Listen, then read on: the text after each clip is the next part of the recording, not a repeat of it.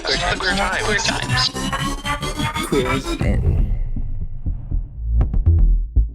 Hi, welcome to Queer Times. My name is Kristen Becker. I'm Harrison Fish. Harrison? How are It's you? been so long. So long. I'm good. Toasty, although it's fucking cold here, but not on the inside. It's warm on the inside.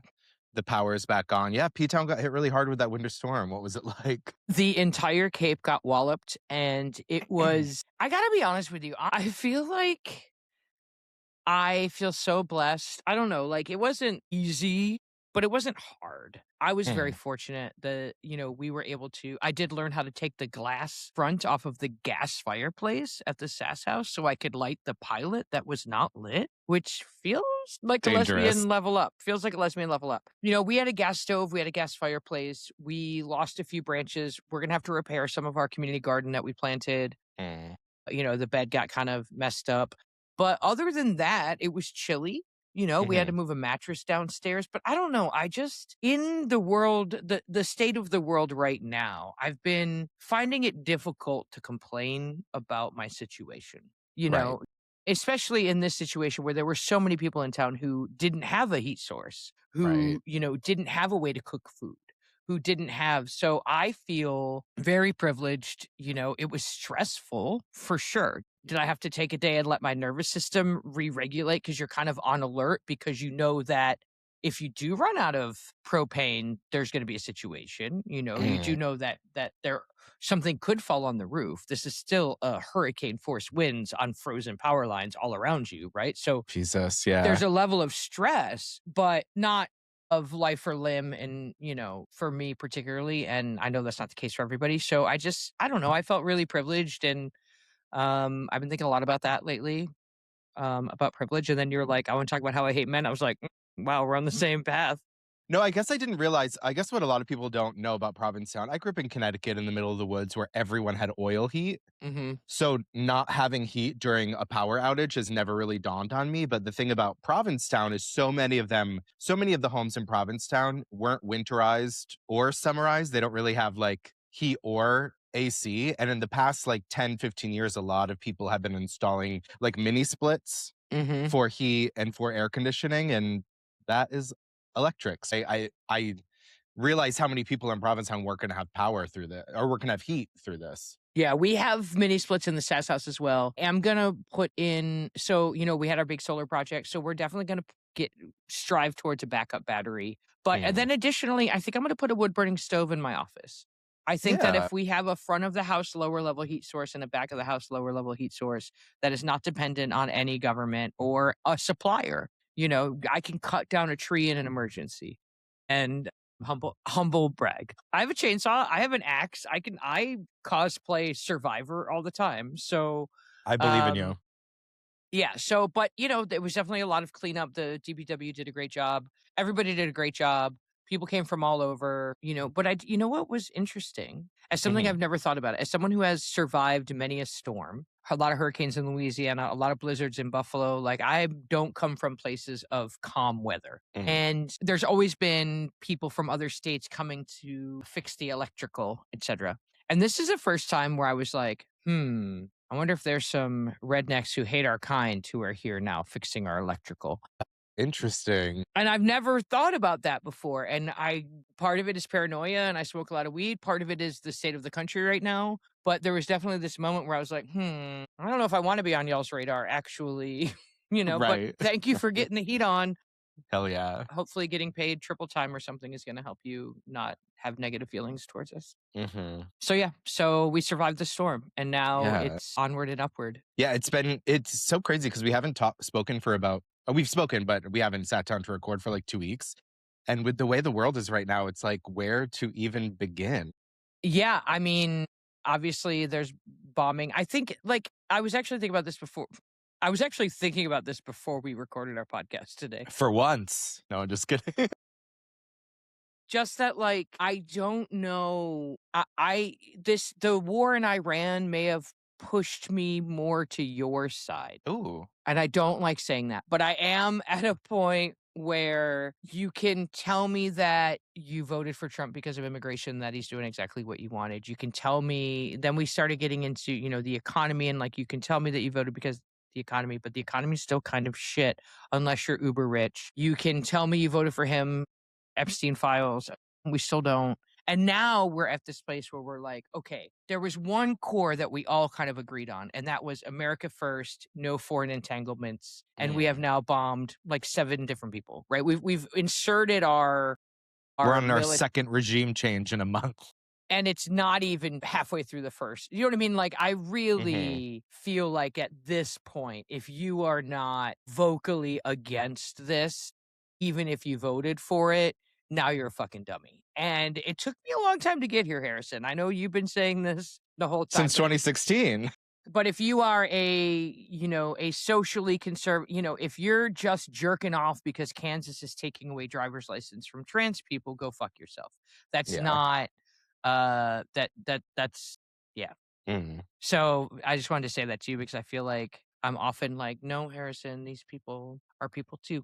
And I do believe that they are people too. And by these people, I mean Trump voters. But at this point, Epstein, economy, wars, Who's still happy? You got to start yammering. You got to start. We're beyond the blind faith component. And again, different if the government was like, well, here's our strategy, here's our exit strategy, here's our plan, here's why we're doing these things, and this is why these things are going to work, and it's going to put America first.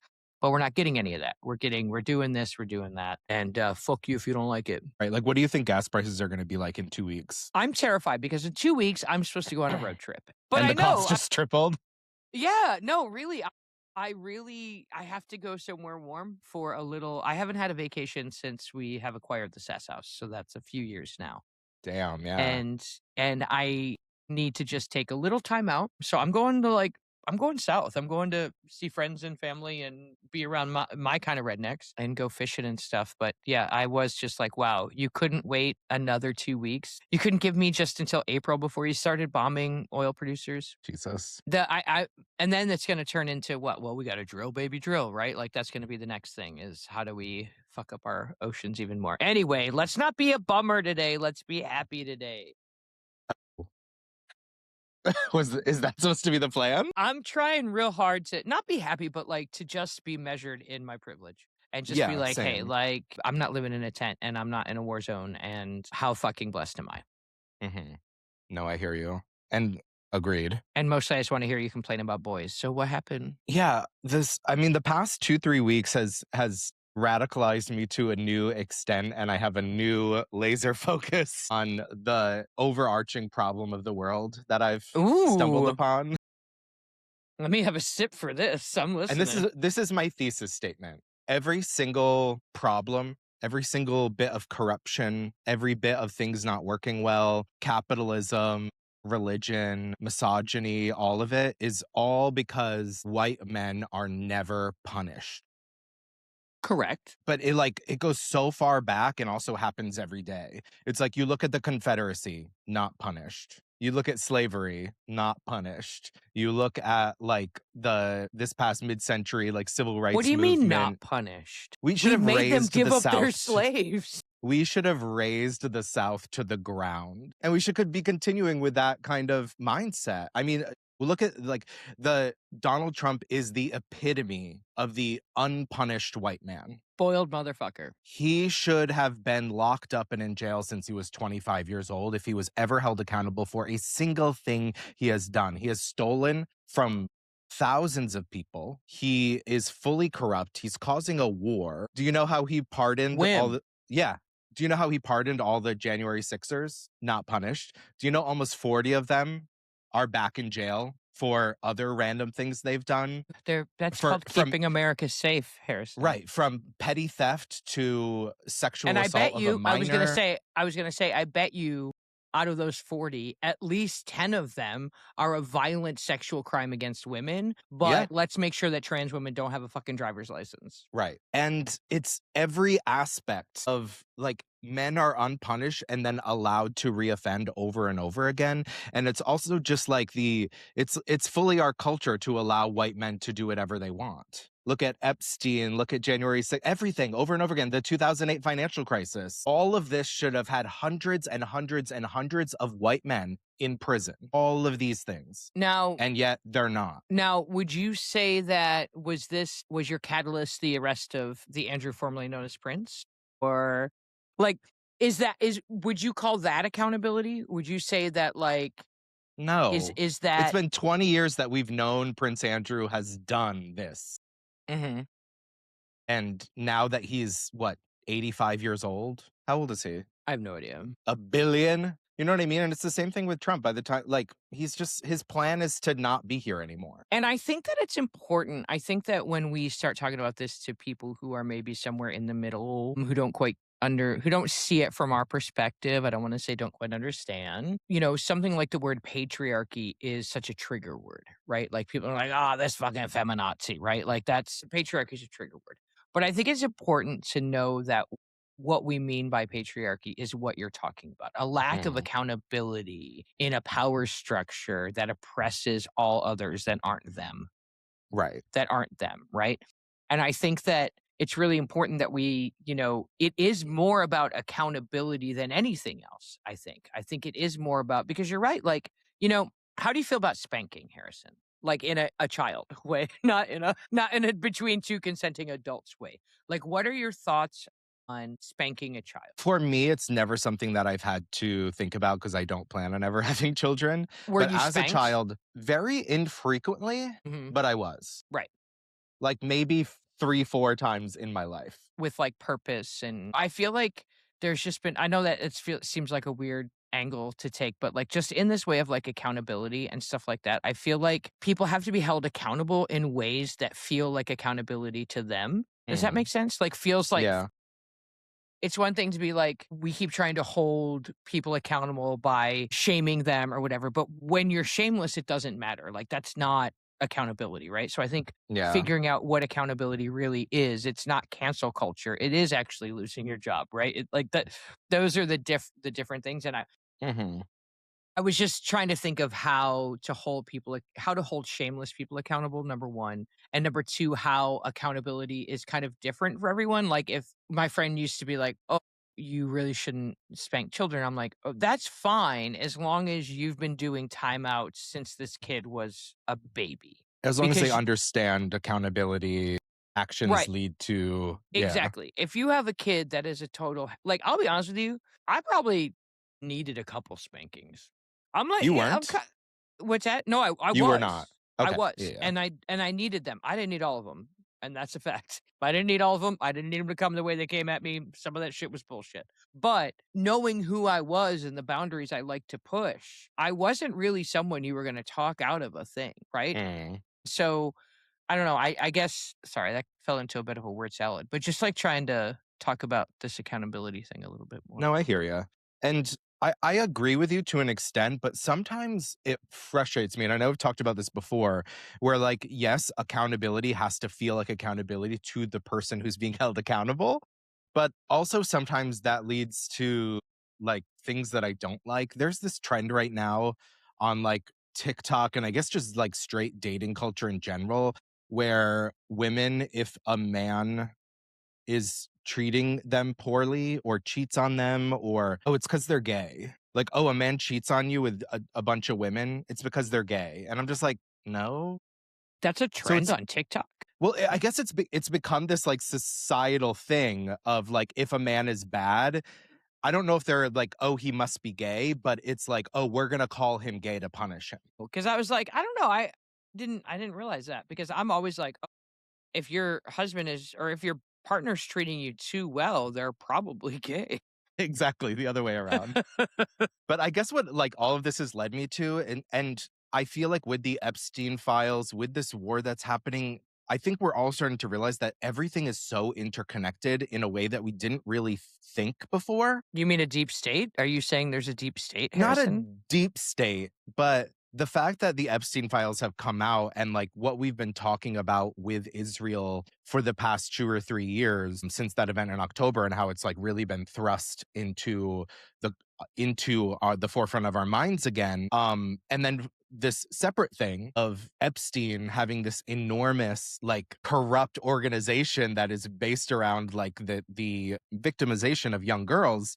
And then the Epstein files out and you're like, wait, are they somehow the same thing? You know? Wait, or what the same thing? I think you lost me. Meaning, like, is what's happening in Israel, does that have to do with this Epstein thing? And does this Epstein thing have to do with Israel? And once you look through the Epstein files and you start to see that, you're like, oh, it does kind of have to do with each other. I mean, it's a network is a network is a network, right? Like, and I think that what we're learning is that, but I think we've kind of always known that, like, you reach a level of wealth that you are connected to other people because they're the only people you can hang out with because they're the only people who have the same level of security that you do. And Right. you're prone to kidnapping because you're a billionaire, which is another reason why you shouldn't be a billionaire, right? But Right. I do think that I do think that networking happens. I don't think, however, that every single person that had a business transaction or a financial transaction or even a counselor transaction with Epstein knew that he was abusing young women. I'm not convinced up until he was arrested. Anybody I anybody who affiliates afterwards, go fuck yourself. Because even if it was a stretch in your eyes, it should be enough to be like, I'm gonna just go on ahead and take a step back. It's like I do agree with what you're saying, but at the same time, how far the group of these people connected to Epstein, how far it reached. You have to understand that the people that are involved in the way that you're kind of being like, oh, there are certain levels of involvement.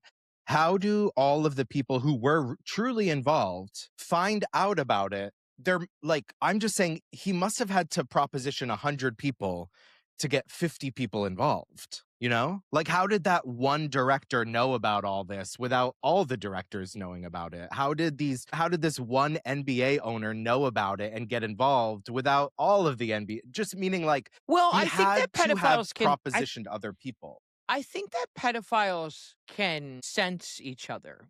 But as much as like pedophilia is like the center of all this, I feel like it's so much more. I feel like people are involved with this Epstein trial that might not necessarily be involved with pedophilia. Just involved with using women for sex. Yeah, abusing women for sex, this insane depravity, the cannibalism, do you know what I mean? What is the There's cannibalism so part? Hold much. on, can you go back to because I think I missed that part. They're eating babies. Are they really eating babies? Where did you Would you trust them to not be eating babies? would I trust them? Yeah, I would because a lot of them are like rednecks who like don't eat anything weird. So like I would trust them to not eat babies, but where did you see about the baby eating is all I'm Let me see. asking. Let's find. I would love to know. 'Cause I feel like, wow, I guess I am living in a bubble because I didn't hear anything about the baby eating. Like, I had heard about it in the same way that I heard that, in a QAnon way, but now you're saying the baby eating is real? Claims that he ate babies come from online conspiracy theories that are not supported by court documents, investigative reporting, or any reliable evidence. So we can scratch the baby eating off the list? No. We have to. It's important. When things Right. are But this bad, you have to try to be at least as factual as possible, maybe? I don't know. I feel like I tried to be factual for so long and I told everyone that certain things were ridiculous, like the Wayfair thing and the Pizzagate thing. But then in the files, you're like, shit. Not saying that those conspiracy theories were correct, but it seems like they were based on Right, right. real things and real things that got out of hand. The baby eating, we'll put a pin in it. Let's just leave that. Let's revisit that later Yeah. and see what else comes out. But I guess also where I'm getting at and where I am at this point is I know there's been a lot of talk about like late stage capitalism and how that's affecting our society and our country. But I Mhm. feel like what's going on right now in my mind is this is the culmination of not only late stage capitalism, but like late stage patriarchy, late stage Christianity. And I feel like all of that is combining to create this environment, and I'm over it all. And I know Well, last episode I got a little annoyed with the way we talk about Christianity and the way that it has to be like respected by everyone in this way. And I no longer adhere to that. I think in my mind, Christianity, I've been alive in this world since 19, been someone who went to church or participated in an organized religion, specifically Christianity. But what I know of Christianity is this is an organization of people that has demonized my very being since I was born as someone who was very effeminate and ultimately gay. Like, this organization has criminalized me, told me that I am damned to a place that simply because they believe it. And it's also a pedophile ring. Christianity is fully a pedophile ring at this point. And I understand pedophilia and bad actors can infiltrate anywhere, but you've also had 20, 30, 40 years to, as someone who does subscribe to this religion, to stand up, put your foot down, and root all of this out. And you didn't feel the need for it. Therefore, it is a part of your organization. Christianity is inherently pedophilic. It is inherently misogynistic. It is inherently homophobic. And I don't have to respect that. Yeah.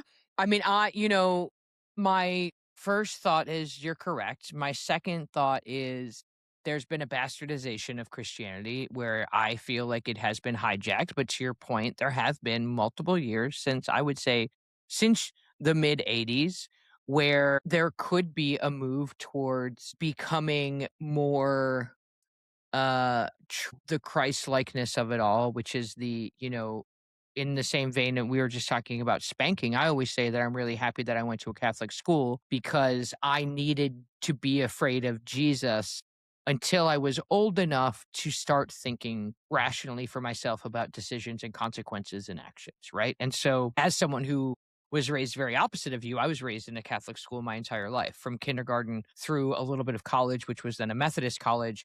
And I was taught charity and volunteerism, and everything that I've done in my life comes from a base of something that I didn't particularly like. My family didn't go to church every Sunday. We were Christmas and Easter Catholics, right? But there was a base of Mhm. morality that was taught to me in this. And to be clear, the same thing can be done with Aesop's fables, right? Like that were taught to me through these stories. It just so happens that the people who made the Jesus stories got more money, and so they were able to have a bigger reach than the Aesop Fables guys, you know? But But also, it's like, what positive influence, let's give them, since the turn of the millennia, what positive, overwhelming positive influence has the church specifically had? Something that you could point to and be like, that is something amazing and good that they've done. there is now, I think you have to go local for that, right? Like, Sure. there are a lot of organizations that are based in Christianity that still are feeding poor people,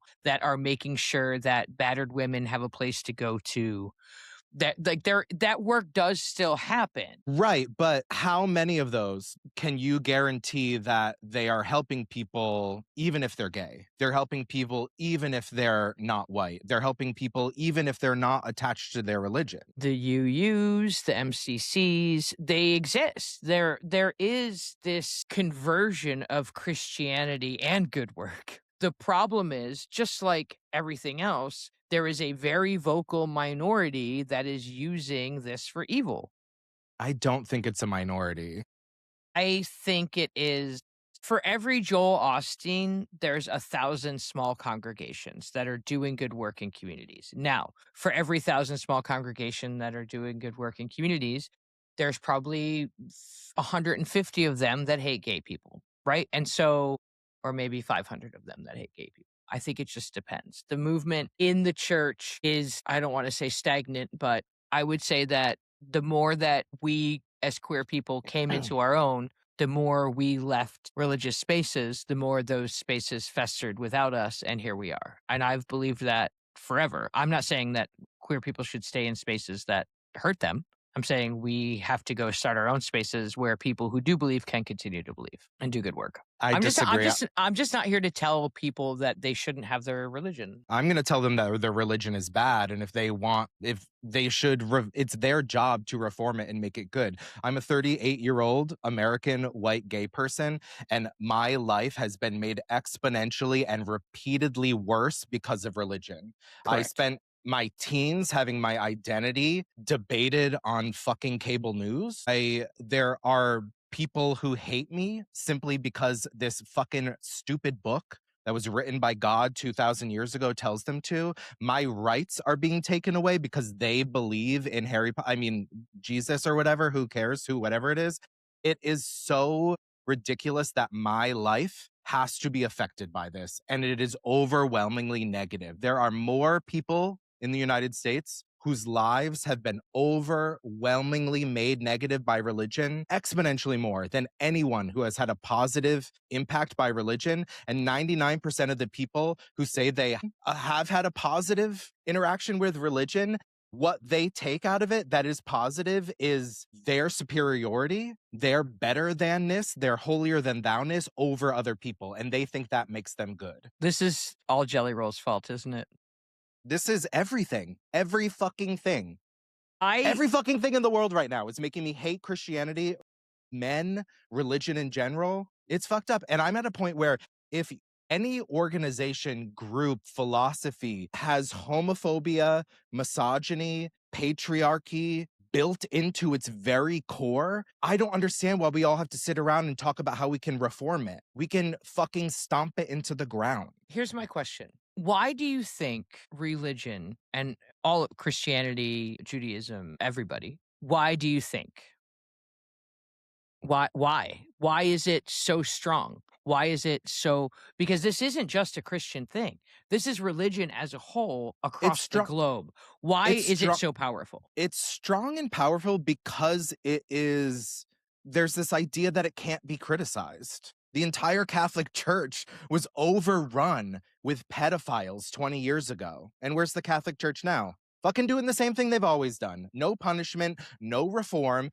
The amount of pedophiles that got shuffled around to re-victimize people over and over again around the country, around the world, and it can't be criticized. That is why religion is still at a stronghold. There should be people standing up and saying that it is not good for anyone, because it is not. Should we be bombing Iran then? I don't think we should be bombing anyone. Because what is being said is this is a oppressive cleric, which, listen. So is the United States. No, exactly. Every religious leadership is oppressive. It is all about oppression. They oppress people into behaving in a way that they want, that is disconnected from actual morality. Did we ever have a separation of church and state in this country? No. Didn't they not add God to the coin until like the 60s? It was like I think it was earlier than that, like the 20s or 30s. So burn it all down? Is that where you're at?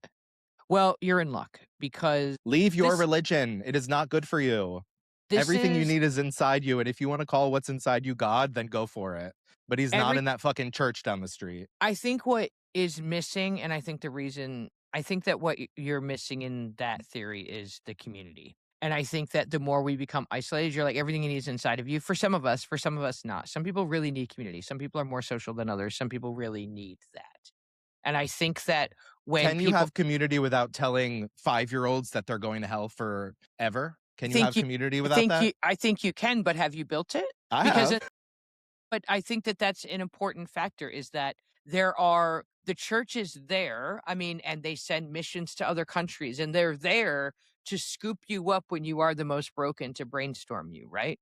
To go religious missions to brainstorm are you, abusive. to brainwash you. I agree. I'm not saying they're not, but what I'm saying is if you want to bitch about community, we have to then, or about Christianity, we have to recognize that what we're saying is that, or the reason it's so popular is that it creates a sense of community. And there's a huge void of that. And there's not a lot of atheists or agnostics building communities outside of it, right? And that are any more inclusive, really. And so I'm just saying that, I'm not saying it makes it right. I'm just saying that, like, there is a communal thing that was originally historically built around a church, and what should and what can people build them around in their communities that will take that place. Because I understand that, but I don't think religion is good community building. When half your town goes to church every Sunday to be told that the other half of the town is bad and you should hate them, that's not community building. You know how it's not community building worth saving. But do you know how much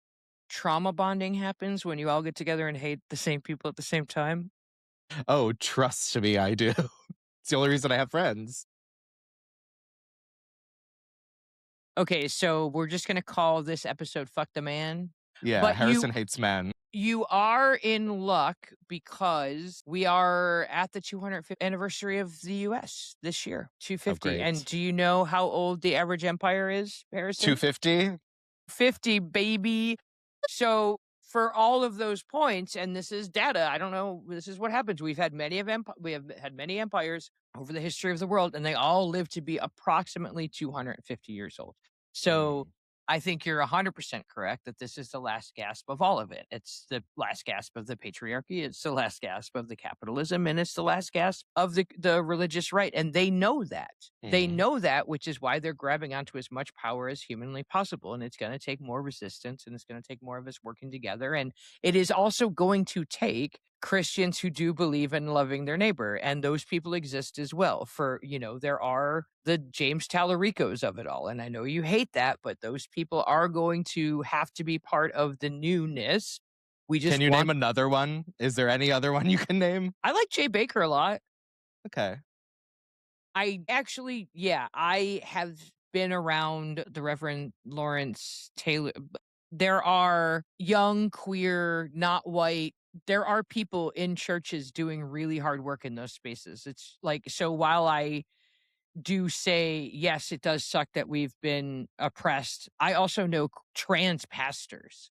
I'm kind of like, yeah, but these motherfuckers are changing hearts and minds in the trenches. And so I can't throw all the babies out with the bathwater. But I will agree that there is a problem, and that no human should ever be no queer person, I don't know about human, but no queer person should ever need or want the approval of a group that is telling them they're going to hell all the time. Like, I'm not saying you should go to church tomorrow and that will change your mind. I'm I just mean, saying. I'm also I don't want to insult any of those people because I know those people their heart is in the right place, but it reads as Stockholm syndrome to me. And that might be true. I don't know, because I'm not a religious person. I'm not someone who gets a sense of peace from going to church. That doesn't do it for me, right? I just know that I get a sense of peace by going through fucking football cards and alphabetizing them.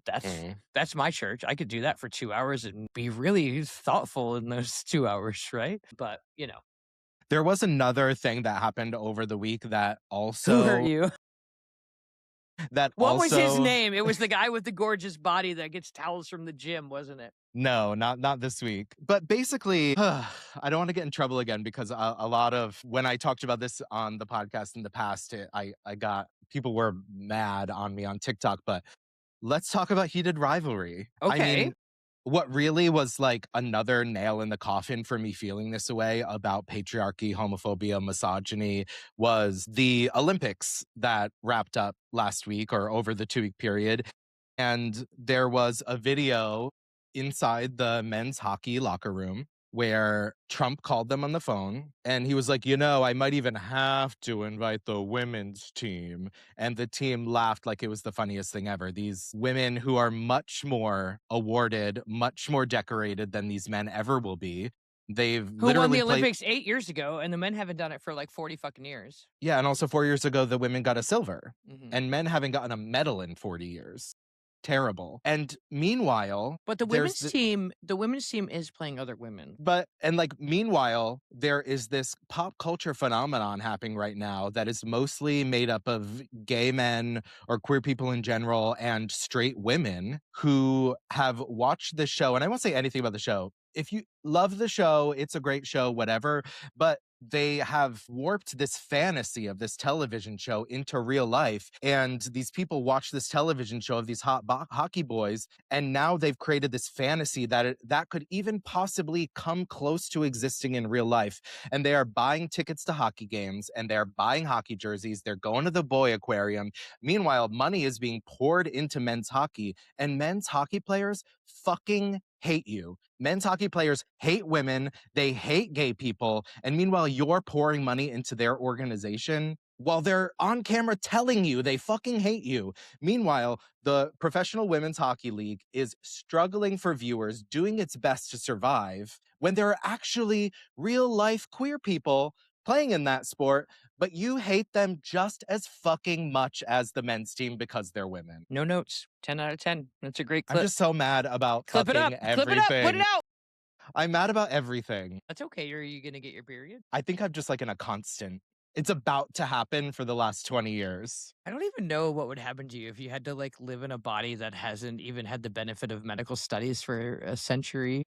I would just be walking down the street screaming. Yeah. I don't know how you do it. You know what? We just kind of disassociate from it all, really. That's how I do it. I just kind of unplug a little bit. Yeah.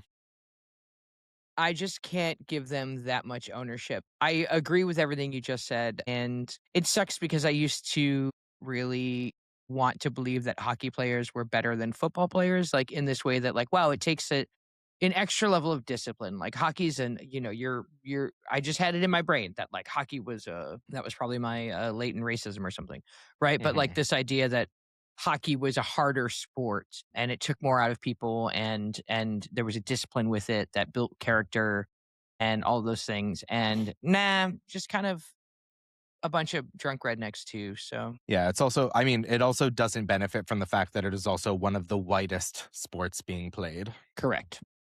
Yeah. And a lot of that is because it was Canadian and Northeast, and it's just now starting to. I mean, I remember when Dallas got a team, I was like, "Oh shit, how are they going to play hockey in Texas? Right. Air conditioning." Yeah.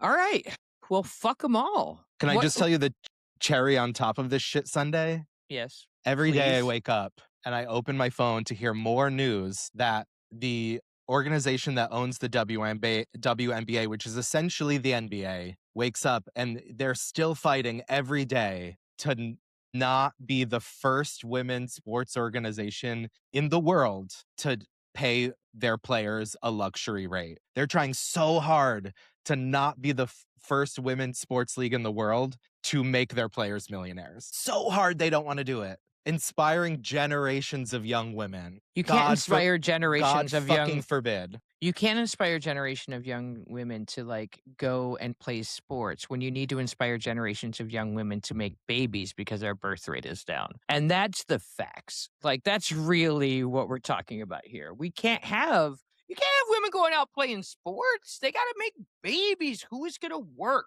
Do you believe in America or not? And the WNBA has much more viewers than the NHL, and NHL players get paid much more than the WNBA. I Because they're am, men, they have to get paid more. well, because they have to support their families, which they don't. I have a big announcement for you. I think, well, I have this like sports card side gig I do, right? Yeah.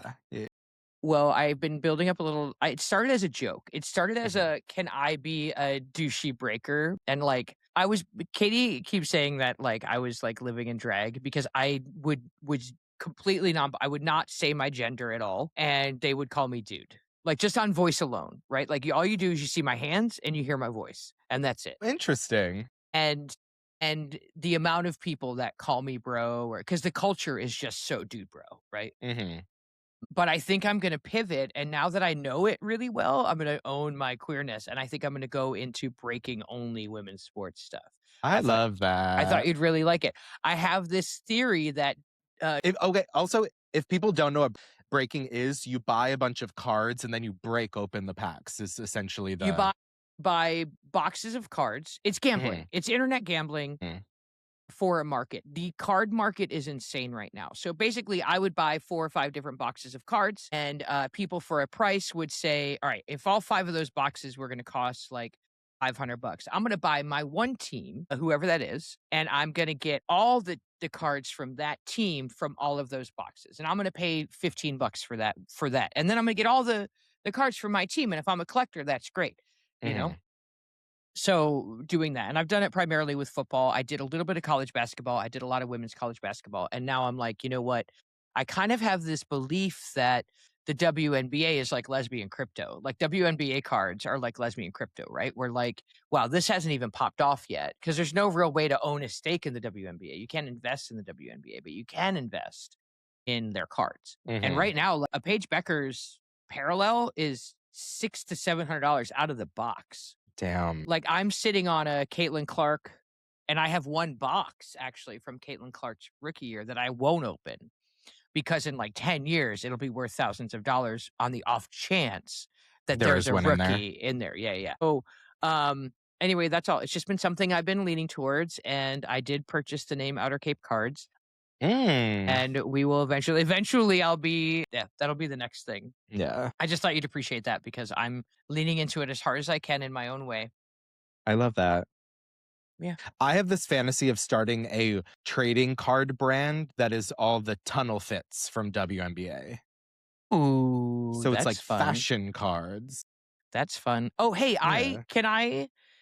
can our cutie of the week be an upcoming show? Hell yeah. Okay, amazing. So there is a show. It is specific to P-Town or the Cape, Mm. but my friend Tamar Israel. Do you know Tamar Israel? Amazing poet. She is doing her show Poetry from My Brain Parts at the Katuitt Center for the Arts. And Amazing. it's March. It's the end of March. Hold on one second. Let me find out. I am unfortunately going to be on the road, but everyone should go see this. Basically, it is a multi-genre performance piece that is it's like the 19th to the 21st of March. Go to Katuitt Center for the Arts, and I'll post it on my stuff too, but it is storytelling, it is poetry, there's live music.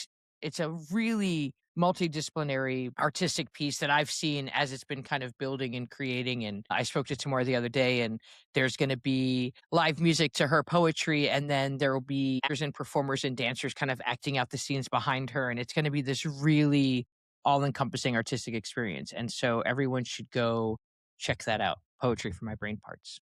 Amazing. That's Tamar. Her and her wife B are fantastic. They do a lot of great work, Mid Cape, Up Cape. And yeah, I just wanted to say that everyone should go see that show, especially yeah. people who are like, what is there to do on the Cape in March? Totally. Go see a One show. other thing that I was really excited about this week that is also kind of a cutie of the week, Alyssa Liu, who won the gold medal in women's singles figure skating. She is from Oakland, which is where I currently live. And a few days ago, I was like, cool. You're like, who cares? I live in Oakland. And basically, as I've been going for my 10,000 steps a day walks, I was walking and I found out that they were painting a mural of her that day. And I went and checked it out. And it was really cool. It's like 2 blocks away from my house is the Alyssa Liu mural in Oakland. That's amazing. All right. Well, see, look at us. Yeah. Queers are doing good things. Yeah. Okay. All right. Let's put everyone listening out of their misery for listening to me complain for an hour. I think people love to hear you complain. I think you underestimate how much people love to hear you bitch. Work. I hope When you so, bitch, we get it's good all I views, do lately. so That's that's true. right. That's true. That's right. Just keep. Awesome. Yeah. All right. Well, love you. Queerly. Wait. If you go listen, like, subscribe. Right. Listen, All like, those things. subscribe, rate, review, follow us Tell on your Instagram, follow friends. us. There's a lot of really fun discourse happening around our clips on TikTok. So if you are on TikTok, be sure to follow us and be on our side. All right. Love you. Okay. Bye, y'all. Queer is in.